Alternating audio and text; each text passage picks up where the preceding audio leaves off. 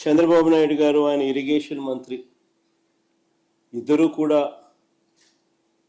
తెలంగాణ ముఖ్యమంత్రి అన్న మాటలను ఖండిస్తారు అని చెప్పి అందరం కూడా ఆశించాం.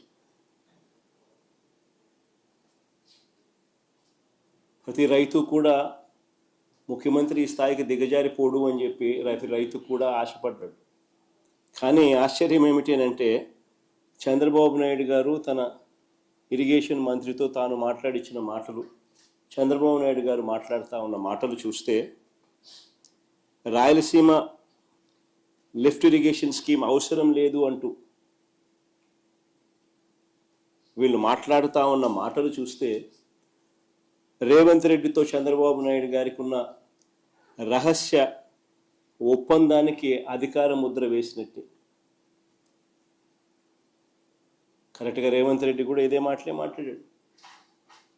చంద్రబాబు నాయుడు కూడా ఆయన మంత్రి కూడా రాయలసీమ లిఫ్ట్ అవసరం లేదు అని అంటూ చంద్రబాబు నాయుడు బరి తెగించి మాట్లాడడం కూడా వాళ్ళిద్దరి మధ్య జరిగిన ఒప్పందానికి ఆమోద ముద్ర వేసినట్టే, అధికార ముద్ర వేసినట్టే. స్వలాభం కోసం ప్రజలకు ఎంతటి ద్రోహమైనా కూడా, ఎంతటి మోసమైనా చేయడానికి చంద్రబాబు నాయుడు అనే వ్యక్తి వెనకాడడు.